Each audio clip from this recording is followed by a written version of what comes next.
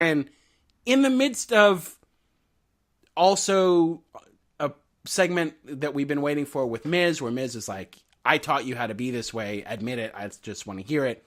Daniel Bryan also very briefly launched into this. I don't think he was going into veganism, but he was talking about eating meat because, of the side effects of it, producing tons of methane that are ruining the environment, and also talking about wasteful plastic bottles and stuff that we already know about him. Again, I brought it up a few months ago, but this is a guy who saves his own shit so he can plant it in the backyard. He won't flush it.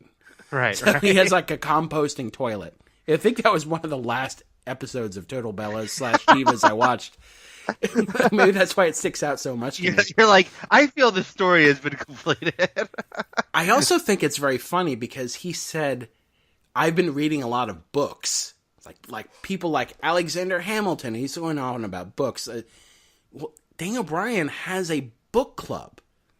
It's one, I don't know if it's an actual charitable organization, but it's definitely a movement. Like over the summer, he was promoting reading.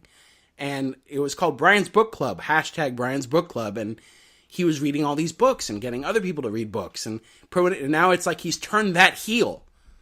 It's like he's turned his fancy book learning into sort of a heel persona. Right. Well, look, this isn't the first time they've done this. With Bryan, first of all, he was like an evil vegan at one point. And CM Punk being straight edge was treated as like, these things that like in real life you could laud or use as like, these horrible people with their ethics, and they're not doing bad things. It's funny to me because this was a funny one because on one hand, of course, it's like in this day and age, and as with like climate change and this debate about things and stuff, it on one hand it stands out as like, oh, this is funny to have he's supposed to be the bad guy, but he's basically like, hey, we have to save the earth, and on one hand it's very classic WWE and WWE fandom that it's like, screw that guy, telling us to be better, I do find it, like, I think it's kind of fun though too, and I'm assuming Daniel Bryan must be having fun with it because it is taking his real life beliefs and basically he gets to say, but like you said, it goes back to a lot of things where the heels get to just say truthful things that we don't want to hear, that both I say we the audience, but then also they like the faces. It's like, stop moralizing, stop telling me what to do. Well, nobody told Hogan that when he was commanding people to take their vitamins. Right, exactly. Saying their prayers, that's very intrusive. Right. But of course, they make it, they work into it by him saying like, you stupid people. It's like Hulk Hogan's like, hey, you idiots. Hey, morons, what you should be doing? Taking some freaking vitamins, Are you one of those non-prayer saying losers? Right.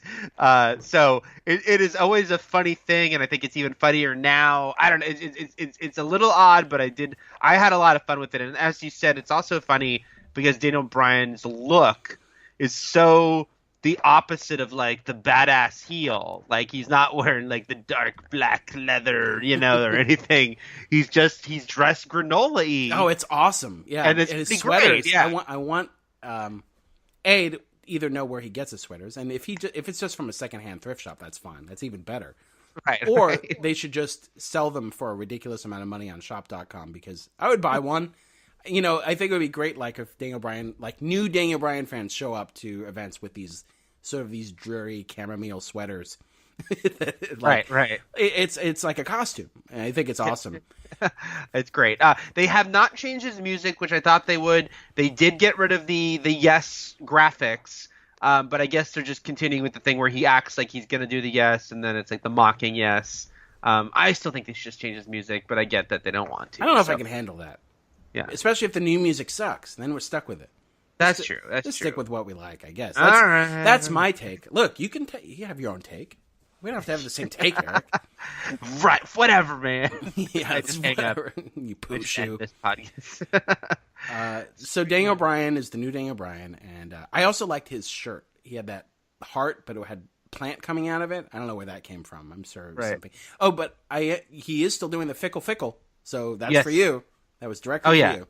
They definitely. I mean, I feel like we're we're days away from the fickle shirt, but they have to be careful with that because then the crowd will just love it so much that they'll just start chanting fickle. Like, shut up. Right. Oh, he had a great moment when he because they were whatting him. Yeah, and by the way, again, the what chants are so weird because it's arena to arena, whether it's like a what happy crowd or not, right? Like we can go weeks without hearing what, and then it's like this city loves to what. And because they were very quick to what they did it to Mandy and Sonya, like anyone heel, at least they kept it to the heels because sometimes they'll just do it to anyone. But with Daniel Bryan, he had that great retort where he's like, you stupid people repeating, it's something about you're repeating a stupid catchphrase from 20 years ago. Again, where's the lie? There's no lie. And then they didn't what? It got under their skin. Yeah, he shamed them into it, and they sort of everything dissipated, and it sort of it turned into a little murmur, and you can hear everyone sort of tuning out after that. They were like, "What have we become?" Yeah, this is great. This is a self-reflective moment I did not think I'd be experiencing right now. Right. Thank you, Daniel Bryan, for pointing that out. What if he killed him forever? That'd be wonderful. Instant babyface. Anyone who kills the wet chance forever is my personal hero. So. There wasn't much else from SmackDown per se, unless you want to talk about something. We had the big contract signing up at front. Asuka and Charlotte and Becky all talking to each other. Becky left early, but then came back for guest commentary. Or, I don't think it was commentary. I think she sat there and she did expressions. Guest glowering. I liked it because, I like that Asuka is back front and center. It makes sense for Charlotte to be like, well, I destroyed the myth of Asuka. That all works storyline-wise. And, of course, it kind of works with how we feel, but not in a good way, about where Asuka's been this past year. And then of course, because we were talking about Becky earlier, because we're nervous about her wrestling again so soon. Right now, she's not doing anything physical. It's like they're keeping her, out of any physical altercations. So which is a good thing. I want her to be okay, and hopefully everything's great for TLC. And they're playing up Asuka and Charlotte now. I don't know how this match is going to play out. We talked about it a little bit last week, how it could play out. Becky could keep the title. I hope they don't put it back on Charlotte. Asuka's a cool wild card. Like, get it off both of the horsewomen and put it on Asuka. And I know we said this before, but I think this is the chance for that to happen because of the Royal Rumble. Because there's if both Charlotte and Becky were in the Royal Rumble, that's a great thing too. So Asuka has a very good chance, I feel, of winning here. Also on SmackDown, I think SmackDown was just mostly notable this week, not just for Daniel Bryan, but because it wasn't terrible. You go from Raw to SmackDown, which is shorter and not horrible, like Raw kind of was. I think Joe interrupting Jeff Hardy from a bar was the other weird thing, like Joe the bartender. He came to us because by live. the way, they showed that he was actively serving drinks. So that's why I really wanted him to have to stop that video because things were getting busy. He's like, I just got a whole bunch of customers coming in here, guys. I gotta. Right. I was like, wait, how could he keep talking to the camera when he has? I'm sure some of these guys need more drinks. Someone just ordered an old fashioned. I have to look up how to make that because it's been a while. So, he's like. I need these tips. That's how I make most of my money, guys. It's a busy night here. I want there to be like Joe's Place as like an ongoing segment.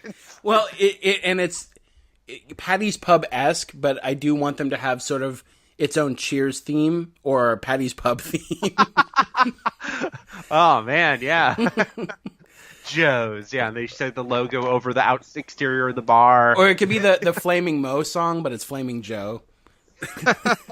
Joe had like a pretty pleasant demeanor as a bartender too. I think he'd do well. I think he's willing to sort of listen to your problems. I think he's willing to cut you off when necessary. Like he's not going to let you drive out of there, totally shit faced. For your good and for his. He wants to protect himself and the establishment that employs him. I'm totally in for Joe the bartender. I think it should be an interview segment now. Now that we talk about it more, I think it should be... It doesn't have to be in the ring, obviously. Actually, this is all just working itself out in my head right now. Sorry. Do it in the ring now. You could take it out of the actual film location. You could do it there or not. Mm-hmm.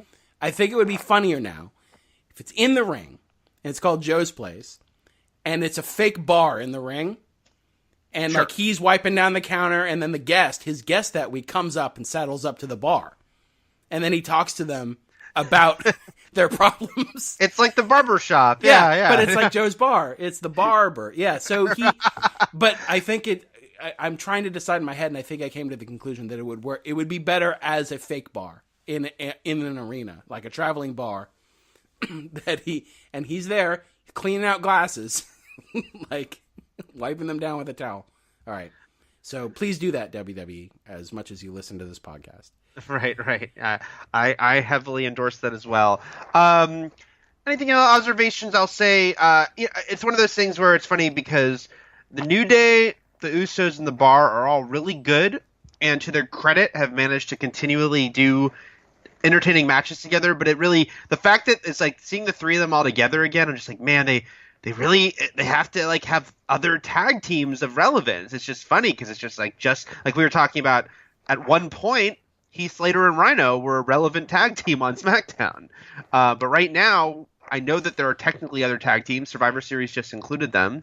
But it's only these three that are ever sort of treated of importance. So it was just kind of a reminder that... Well, Raw still has, for the most part, comedy tag team itis. Yes. And that...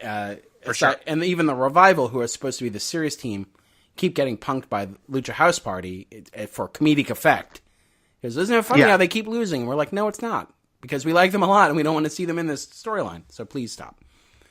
And I will say that if we go back to Raw, again, leading into the part where it's not a great Raw, was not a great showing for Raw. Once again, horrible ratings, horrible Raw. In a low point right now. We're just, I guess, sort of waiting for December to end so that we can get into WrestleMania season. But, Baron Corbin, there was a whole video package about, like, his rise to power. And then there was Drew McIntyre Appreciation Night and his segment. By the way, when Baron Corbin was presenting him with that medal, he had that box. And he's like, opens it. And it makes no sense because it clearly looks like a medal. But for a second, I thought it was a cookie. And I thought he was giving him a cookie, and I was like, and then soon I was like, oh, it's just a medal, and this is way worse. I mean, it was already bad, the segment, but for some reason I thought if it was a cookie, it would have been better. And then this whole thing was like, one a cookie, and then you get a Corbin cookie if you did a good job. But the weird thing was Dolph Ziggler came out to confront Drew McIntyre. It's like, why wasn't I invited to this segment? Which is weird. You get an invite to a segment. Anyway, it's like, you are like an evite. It's like at, 8:05, please be in the ring. Your presence is requested. This segment. But how, then all of a sudden, Dolph Ziggler's wrestling Drew McIntyre, and we're supposed to accept Ziggler as a babyface. That was weird. I mean, on one hand, I'm glad they didn't. It's like that mixed thing of like, okay, I'm glad there was some resolution to the fact that Drew McIntyre and Dolph had been like a big duo for months, and now they were shifting away from that. So I'm glad that there was closure. But the fact that closure involved suddenly Ziggler being back into babyface was very odd. Yeah, because Drew McIntyre insulted Dolph, and he didn't attack him. Right? He didn't, like, sneak attack Dolph Ziggler. He didn't kick him in the face or anything. He's just like, yeah, I used you, bye. I was like, yeah, that sucks. But it's like, then Ziggler, like, attacked him. Like, so, anyway, that was weird. It was weird all week. Specifically Raw. I don't know what to do. Again, they're hurting. They don't have Braun. They don't have Roman. They're in need of baby faces. Like, literally push Heath Slater into the main storyline picture, even though he's a ref. Because they need people. They don't have the time to fill. And they had Finn Balor in multiple segments as sort of this main babyface. So who do you got? You've got Seth Rollins, but he's currently tied up with Bane Ambrose. And then you've got Elias and Finn and Heath. And now I guess by default, Dolph Ziggler, even though it doesn't make sense. Right. Yeah. So there's no real kind of opposition. By the way, Bobby Lashley, I think... like, when he bent over, is he spreading his cheeks? Like Ace Ventura style? He's going to talk. He should actually know, it should be, why am I freaking blanking on his name? Leo Rush. Leo Rush should speak. Well, yeah, but from backstage. Like, you really don't see him, and he just moves his butt cheeks. I don't know. I mean, I feel like Vince would absolutely love that. Oh, Vince would. He would be his new favorite thing.